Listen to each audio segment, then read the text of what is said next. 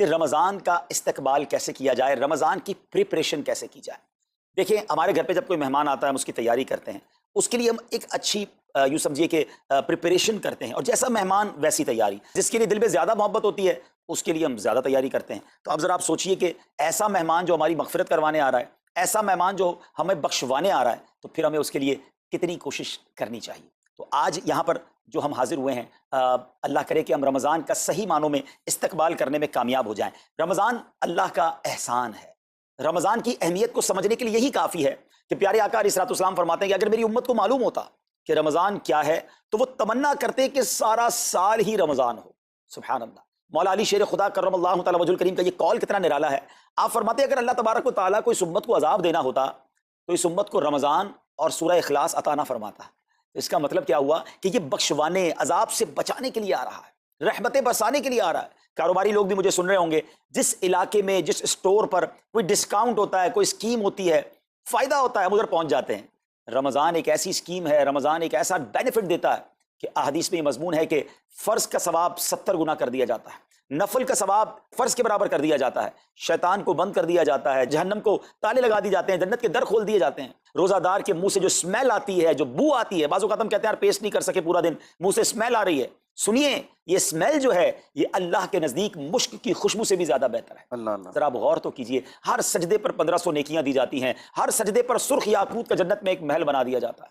اتنی نیکیاں، پھر وہ کتنا بدنصیب ہے جو رمضان میں بھی عبادت نہ کرے، رمضان میں بھی اللہ کو راضی کرنے میں کامیاب نہ ہو۔ روزانہ افطار کے وقت 10 لاکھ گناہگار بخش دیے جائیں، اور جناب ہر جمعے کو جب رمضان میں جمعہ آئے تو ہر لمحے 10 لاکھ گناہگار بخشے جائیں، تو کروڑوں اربوں لوگوں کی بخشش گویا رمضان میں ہونی ہے۔ تو پھر ہمیں اس کی کیسی تیاری کرنی چاہیے، کتنا ثواب کمانے کے بارے میں سوچنا چاہیے۔ لیکن یہاں ایک اور بڑی امپورٹنٹ بات ہے، ایک تو رمضان میں نیکیاں کرنی ہے، دوسرا بڑا کام یہ کرنا ہے کہ ہمیں رمضان میں گناہوں سے بچنا ہے، کیونکہ عادتیں تو ساتھ ہی لگی ہوئی ہیں نا۔ شیطان بند ہے لیکن ہماری اپنی عادتیں، جس کی روز حرام دیکھنے کی عادت ہے، حرام سننے کی عادت ہے، حرام بولنے کی عادت ہے، ایسا تو نہیں ہوگا نا چاند آتے ہی سارے سوئچ آف ہو جائیں گے، وہ عادتیں ساتھ ہی چل رہی ہوتی ہیں۔ غور کیجئے کہ رمضان میں جو گناہ کرتا ہے نا، اس کا عذاب بھی بڑھ جاتا ہے، اس کی پنشمنٹ بھی بڑھ جاتی ہے۔ یہ ایسے ہی ہے کہ کوئی مسجد کے اندر آ کے گناہ کرے تو آپ کہیں گے نا یار خدا کا خوف کرو، مسجد میں ایسا کام کر رہے ہو۔ کوئی مکہ شریف حرم میں اندر جا کر گناہ کرے تو کتنا شدید ہو جائے گا وہ۔ تو رمضان جب اتنا مقدس مہینہ ہے تو اس میں گناہ کرنا، اس کی پنشمنٹ بھی زیادہ ہے۔ ایک بار مولا علی شیر خدا کرم اللہ تعالی وجہ الکریم نے ایک قبر والے کا حال دیکھا، اور دیکھا اس قبر والے پر عذاب ہو رہا ہے، اور وہ چلانے لگا، عرض کرنے لگا اے علی میری مدد فرمائیے، اللہ کی بارگاہ میں سفارش کیجیے۔ مولا علی شیر خدا نے ہاتھ اٹھائے کہ اے مولا اسے بخش دے۔ ارشاد ہوا اے علی اس کی سفارش نہ کریں۔ عرض کی مولا وجہ کیا ہے؟ ارشاد فرمائے رمضان کے روزے تو رکھتا تھا مگر رات گناہوں سے باز نہیں آتا تھا۔ روزے رکھ کر گناہ کرنے والے کو اتنا عذاب، تو جو روزے ہی نہ رکھے، ایسے بھی لوگ ہیں جو رمضان میں روزے نہیں رکھتے۔ پلیز اس کو ایزی نہ لیں۔ ہمیں نہیں معلوم، پتہ نہیں اگلا رمضان پھر نصیب ہوگا کہ نہیں۔ پچھلے رمضان میں کتنے لوگ تھے جو ہمارے ساتھ تھے، اس رمضان میں نہیں۔ اور اللہ پہلے تو ہم یہ دعا کرتے ہیں اللہ ہمیں یہ رمضان بھی عطا کر دے۔ زندگی کا کیا بھروسہ، دنیا کی جو کیفیت آپ کے سامنے ہے کبھی بھی جا سکتے ہیں، تو پھر اس رمضان کو تو سمجھ لیں بس ایک موقع بنا دیں، لائف چینجنگ ایکسپیرینس بنا دیں کہ بس اس میں عبادت کرنی ہے، اس میں خوب سجدے کرنے ہیں، اس میں روزے رکھنے ہیں، اس میں تراویح پڑھنی ہے، اس میں گناہ نہیں کرنے ہیں۔ اور آئیے اب میں آپ کو بتاتا ہوں کہ نبی پاک صلی اللہ تعالی علیہ وسلم رمضان کیسے گزارتے تھے۔ ایک مسلمان کے لیے اس سے بہترین رول ماڈل کیا ہوگا کہ رمضان میرے آقا کیسے گزارتے۔ تو مختلف احادیث کا جو سمری ہے وہ یہ ہے کہ نبی پاک علیہ الصلوۃ والسلام عبادت میں کمر بستہ ہو جاتے، بستر پر کم تشریف لاتے۔ بی بی عائشہ فرماتی ہیں کہ نبی پاک کے چہرے کا رنگ بدل جاتا تھا، متغیر ہو جاتا۔ کیوں؟ کہ نبی پاک پر خوف خدا طاری ہوتا، آپ گر گڑاتے، آپ رات بھر التجائیں کرتے۔ میرے آقا رو رو کر دعاؤں میں رمضان گزارے، چہرے کا رنگ بدل جائے۔ اور یہاں کچھ لوگ تو وہ ہیں کہ جن کا وزن ہی بڑھ جاتا ہے رمضان میں، اتنا کھانا کھانا ہے، سحری میں زیادہ کھانا ہے کہ سارا دن بھوکا رہنا ہے، افطار میں اس لیے زیادہ کھانا ہے کہ پورا دن بھوکا رہتے، پھر رات کو 2-3 بار مزید کھانا ہے کیونکہ کل روزہ رکھنا ہے۔ تو رمضان فوڈ فیسٹیول نہیں ہے، رمضان عبادت کے لیے آیا ہے۔ لوگ تیاری کر رہے ہوں گے بھی رمضان کی، وہ کیا کر رہے ہوں گے کہ افطار میں کیا پکانا ہے، سحری میں کیا پکانا ہے، کون سا آئٹم شارٹ ہے۔ نہیں میرے بیچ اسلامی بات، یہ جو بھوک کا احساس ہے نا روزے میں، اس کی حکمت علماء نے بیان کی ہے کہ بھوک غربت کا احساس دلاتی ہے، فقیری کا احساس دلاتی ہے، بندے کا غرور تکبر بیٹھ جاتا ہے، کتنے نقاہت میں آ جاتے ہیں ہم، ہمت ہی نہیں ہوتی کوئی کام کرنے کی۔ تو یہ احساس دلاتی ہے کہ تیری اوقات کیا ہے، غریب کیسے زندگی گزارتا ہے، فقیر کیسے زندگی گزارتا ہے۔ لیکن کچھ لوگ وہ ہیں جن کو بھوک نہیں لگتی کیونکہ وہ اتنا کھا لیتے ہیں یا پھر سوتے ہی رہتے ہیں۔ روزے کی حکمت یہ نہیں ہے، نبی پاک آنسو بہاتے تھے، آقا کا چہرے کا رنگ بدل جاتا۔ اور پھر بتایا کہ رمضان میں جب جبریل امین نبی پاک علیہ الصلوۃ والسلام کے پاس آتے تو آقا علیہ الصلوۃ والسلام ان کے ساتھ قرآن پاک کا دور فرماتے، اور پھر ایک اور نبی پاک کا خوبصورت انداز کہ پیارے آقا ویسے تو سب سے بڑھ کر سخی ہیں، مگر جب رمضان آتا تو نبی پاک کا دریائے سخاوت ایسے بہتا تھا جیسے تیز آندھی، بلکہ اس سے بھی زیادہ۔ اللہ اللہ۔ یہ 3-4 چیزیں آپ نے میں نے پکڑ لینی ہیں۔ آقا علیہ الصلوۃ والسلام کے پیچھے پیچھے جانا ہے نا جنت میں، ہم نے بھی یہ کام کرنا ہے۔ یہ راتیں مانگنے کی راتیں ہیں، التجا کرنے کی راتیں ہیں، سجدے کرنے کی راتیں ہیں۔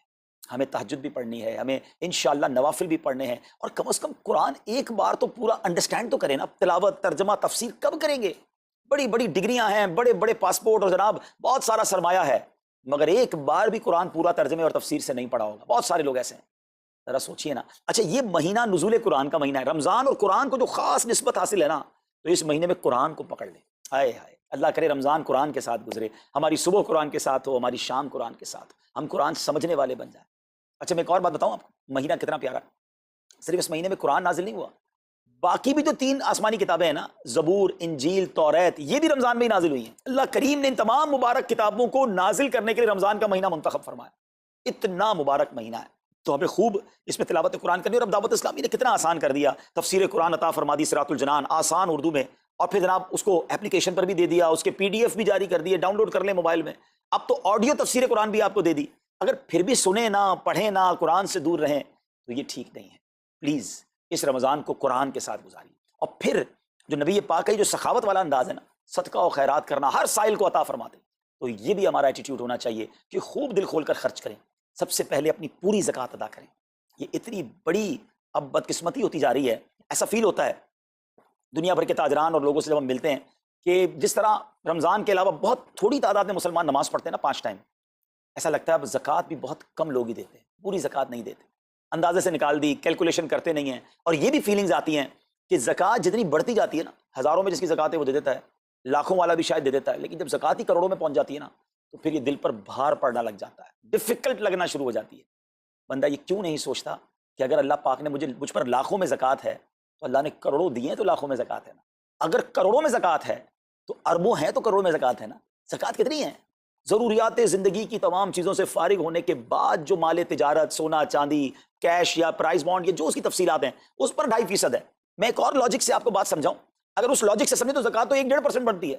وہ کیسے؟ ہم سب کے گھر نکل گئے، اس پہ زکوٰۃ نہیں ہے۔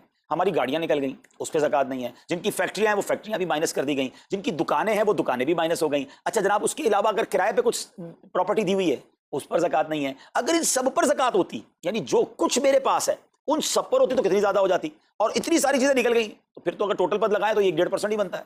تو اب جب سب کچھ نکالنے کے بعد تھوڑے سے مال پر 2.5% ہے، اور بھی سال میں ایک بار ہے، تو اس کو بھاری نہ سمجھیں، یہ بربادی ہے جو زکوٰۃ نہیں دیتے۔ یاد رکھیے گا، حدیث پاک کا مضمون ہے کہ یہ مال کا میل ہے، جس مال سے مل جائے اس مال کو بھی برباد کر دیتا ہے۔ بربادیاں آتی ہیں، بے سکونیاں آتی ہیں، بیماریاں آتی ہیں، اور آگے جو دے دیتا ہے سبحان اللہ، اس کے بارے میں حدیث پاک میں آتا ہے کہ اپنی زکوٰۃ دے کر اپنے مالوں کو مضبوط قلعوں میں قید کر لو، اپنے مال کو سیکیور کریں۔ لوگ کہتے ہیں انشورنس ہونی چاہیے، آگ نہ لگ جائے، چوری نہ ہو جائے، ڈوب نہ جائے۔ اللہ کے حبیب علیہ الصلوۃ والسلام فرماتے ہیں، جس کا مضمون ہے کہ جب بندہ اللہ کی راہ میں خرچ کرتا ہے نا، تو وہ صدقہ بندے کے ہاتھ سے نکل کر اللہ کے دستے قدرت میں چلا جاتا ہے، اور اللہ کریم تمہارے صدقوں کو پالتا ہے، جس طرح تم اپنے جانور کے بچوں کو پالتے ہو۔ بچہ ہوتا ہے نا جانور کا، بڑا ہو جاتا ہے، فرمایا بندہ کھجور کا صدقہ دے گا، اللہ پہاڑ جتنا عطا فرمائے گا، اس دن بھی ملے گا اور ملٹیپلائی ہو کر ملے گا۔ اچھا، جو ادھر خرچ کیا ادھر کیا ملے گا؟ ادھر بھی نبی پاک علیہ الصلوۃ والسلام فرماتے ہیں، جس کا مضمون ہے میں قسم کھا کر کہتا ہوں، یعنی نبی پاک تو جو فرمائے حق ہے۔ اس حدیث میں تو آقا علیہ الصلوۃ والسلام قسم اٹھا رہے ہیں کہ میں قسم کھا کر کہتا ہوں کہ اللہ کی راہ میں خرچ کرنے سے مال کم نہیں ہوتا، نہ ادھر کم ہونا ہے اور ادھر بھی ملنا ہے، تو پھر تو سودا اب کتنا نفع والا ہے۔ اور یہ آپ چیک کر لیں، پوری دنیا میں جہاں مجھے سنا جا رہا ہے کہ جو لوگ پوری زکوٰۃ دیتے ہیں نا، ان کا مال ملٹیپلائی ہوتا ہے، اگلے سال زیادہ زکوٰۃ دے رہے ہوتے ہیں۔ زیادہ زکوٰۃ کیسے ہو گئی؟ کیونکہ مال بھی بڑھ گیا، تو ادھر بھی بینیفٹ ہے، ادھر بھی بینیفٹ ہے، نقصان کا سودا ہی نہیں ہے۔ پھر چاہتے ہو بلاؤں سے بچ جائیں، تو روایتوں کا مضمون ہے کہ صدقہ بلا اور بندے کے بیچ میں آ جاتا ہے، بلا اترتی ہے، صدقہ روک لیتا ہے، لڑائی کرتا ہے اس سے، اور بندے پر بلائیں اور پرابلمز اور ڈیفیکلٹیز آنے سے اسے روکتا ہے۔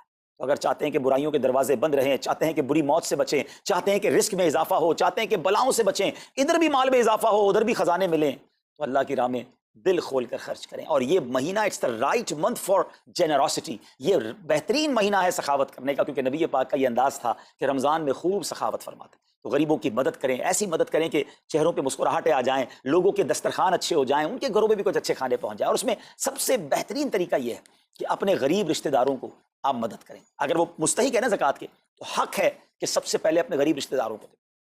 پھر زکوٰۃ بچ جائے تو عاشقان رسول کی عظیم الشان بڑی تحریک دعوت اسلامی آپ کے سامنے ہے جو دین متین کی خدمت کر رہی ہے. جامعۃ المدینہ ہیں، مدرسے ہیں، بچے اور بچیاں عالم بن رہے ہیں، عالمہ بن رہے ہیں، حافظ بن رہے ہیں، ناظرہ قرآن، اور ان سے کوئی فیس بھی نہیں لی جا رہی. ہزاروں بچے فری آف کاسٹ ہمارے پاس ایکوموڈیشن رکھے ہوئے ہیں جن کو کھانا پینا رہنا دعوت اسلامی نے دینا ہے. آپ ذرا سوچئے یہ امت کی کتنی بڑی خدمت ہے کہ علماء دینا، حافظ قرآن، مسجدوں کے امام یہاں سے پروڈیوس ہوتے ہیں. اور پھر آگے چلیں تو دعوت اسلامی نے اسلامک میڈیم اسکول بنائے دارالمدینہ، پھر سال کی 600 کے قریب مسجد دعوت اسلامی بناتی ہے. میڈیا کے ذریعے جو بے حیائی پھیلائی جا رہی تھی تو مدری چینل اردو، پھر مدری چینل انگلش، پھر مدری چینل بنگلہ. اب بچے مذہبی پروگرام اتنا غور سے نہیں دیکھتے تھے، وہ اپنے بچوں کے آئٹمز دیکھنا چاہتے تھے، تو گناہوں بھرے کارٹونز اور پروگرام سے اور پوئمز سے چھڑانے کے لیے Islamic poems, Islamic cartoons, Islamic بچوں کے پروگرام، تاکہ بچے بھی جو ہے وہ الحمدللہ بچے رہیں. اور اب اس کی کیا زبردست پاپولیرٹی ہے کہ آپ کڈز مدری چینل کے یوٹیوب چینل پہ جائیں، ہمارا ایک ایک کلپ 10 ملین 12 ملینز میں دیکھا جا رہا ہے. تو کون دیکھ رہا ہے؟ وہ بچے جو گناہوں بھرے کارٹونز دیکھتے تھے اب الحمدللہ اللہ رسول کی باتیں وہاں سن رہے ہیں. پھر آگے چلیں تو دعوت اسلامی جناب یہ دینی کاموں کے ساتھ ساتھ جو ویلفیئر کے کام کر رہی ہے، غریب مسلمانوں کی امداد کا کام، زلزلے اور سیلاب زدگان کی ریسکیو کرنے کا کام، گونگے بہرے نابینا اور معذور افراد کی ریہیبلیٹیشن کا کام، تھیلیسیمیا کے مریضوں کو خون دینے کا کام، 26 لاکھ مسلمانوں کو دنیا بھر میں راشن، کھانا پانی صرف اس ایک سال میں دعوت اسلامی نے پہنچایا. تو یہ کمال کی آرگنائزیشن ہے. دیکھیں آپ دنیا کی بہت ساری این جی اوز کو جانتے ہوں گے، کوئی مدرسے چلاتا ہے تو مدرسے ہی چلاتا ہے، کوئی مسجد بناتا ہے تو مسجد ہی بناتا ہے، کوئی کھانا کھلاتا ہے تو کھانا ہی کھلاتا ہے، کوئی جناب غریبوں کی مدد تو وہی کام، کوئی ہاسپٹل تو ہاسپٹل. دعوت اسلامی ان ون امبریلا اتنے ساری ڈائیورسٹی کے ساتھ جو دین کی خدمت کر رہی ہے، دنیا میں اس کی مثال نہیں ملتی ہے. لاکھوں لوگوں کو دین بھی سکھایا جا رہا ہے، غیر مسلموں کو مسلمان بھی بنایا جا رہا ہے، بے عملوں کو با عمل بنایا جا رہا ہے، بے پردہ خواتین کو با پردہ بنایا جا رہا ہے، بے نمازیوں کو نمازی بنایا جا رہا ہے، ماں باپ کے نافرمان فرما بردار ہو رہے ہیں، شراب اور نشے کے عادی چھوڑ کر نمازی بن رہے ہیں. تو جہاں مریض ہیں ان کو خون بھی دیا جا رہا ہے، گھر میں بیٹھ کر میڈیا کے ذریعے اور سوشل میڈیا کے ذریعے لوگوں تک دین پہنچایا جا رہا ہے. تو یہ کمال کی ڈائیورسٹی ہے. تو میں تو سچ بتاؤں یہ جملہ کہا کرتا ہوں کہ میرے اور آپ کے پیسوں کا نصیب ہے کہ وہ دعوت اسلامی میں لگ جائے. تو یہ آپ آگے بڑھیے اور دین کے اس کام میں مزید حصہ ملائیے. خاص طور پہ فار ایسٹ میں آپ دیکھ لیں، کوریا میں، ہانگ کانگ میں، اور جناب یہ سری لنکا میں، تھائی لینڈ میں، ملیشیا میں، کتنے جاپان میں، کتنے ملکوں میں دعوت اسلامی کام کر رہی ہے اپنی اپنی بساط کے مطابق. اور لیکن ابھی مزید ادارے بنانے ہیں، ان ملکوں میں بھی بنانے ہیں، ان ملکوں میں بھی آگے بڑھنا ہے. تو اگر آپ بھی چاہتے ہیں کہ میرے آقا کے عشق کا پیغام، سنت رسول کا پیغام، مسلک اعلیٰ حضرت کا پیغام، نبی پاک کے دین کا پیغام پوری دنیا میں پھیلے، تو وی ہیو ٹو سپورٹ دعوت اسلامی. نہ صرف فائنینشلی، پریکٹیکلی بھی ہمیں آپ بھی چاہیے. خود حصہ ملائے نا. سیدنا عثمان غنی رضی اللہ تعالیٰ عنہ نے صرف مال نہیں دیا تھا، آپ پریکٹیکلی بھی نبی پاک کے ساتھ شریک ہوتے تھے نا. تو آپ اپنے عطیات بھی دیں اور دنیا کے جن ملکوں میں آپ مجھے سن رہے ہیں وہ دعوت اسلامی والوں کے دستوں بازو بنے. کمزوری کہاں نہیں ہوتی، ہاں ہمارے گھر میں کمزوری ہوتی ہے، ہم سب مل کر کام کریں گے تو کمزوریاں بھی دور ہوں گی اور ترقی آ جائے گی اور ہمیں اس کا ثواب بھی ملے گا. تو آج میں دنیا بھر میں جہاں مجھے دیکھ رہے ہیں، پلیز اچھی نیتیں کریں. اچھا ایک بات اور سن لیں، ہم بعض اوقات کیا سوچتے ہیں کہ یار ہمارے ملک کا خرچہ مثال کے طور پہ $20,000 ہے، وہ ہم لوگوں نے کر لیا، اب اور چندے کی کیا ضرورت ہے. دعوت اسلامی کسی ایک ملک کی نہیں ہے، انٹرنیشنل دعوت اسلامی کے لیے سوچیں. دنیا میں جہاں بھی دین کا کام ہو رہا ہے وہ میرا ہے. یہ میں اپنے ملک اور اپنی سٹی کے بارے میں سوچوں گا تو شاید میں بڑا کام نہ کر سکوں. آپ کو تو موقع مل رہا ہے انٹرنیشنلی مدنی کاموں میں اپنا حصہ ملائیں. تو دعوت اسلامی کو دل کھول کر سپورٹ کریں. ہم انشاءاللہ جتنے احتیاط بڑھیں گے انشاءاللہ مزید مدنی کام بڑھانے کا ارادہ رکھتے ہیں. اللہ کریم اپنی بارگاہ میں ہم سب کا جمع ہونا قبول فرمائے اور دل کھول کر خرچ کرنا نصیب فرمائے اور اس رمضان کو ہماری مغفرت کا ذریعہ بنا دے. اس رمضان کو نبی پاک علیہ الصلوۃ والسلام کے نقش قدم کے مطابق چل کر گزارنے کی توفیق عطا فرمائے. صلو علی الحبیب صلی اللہ تعالی علی محمد.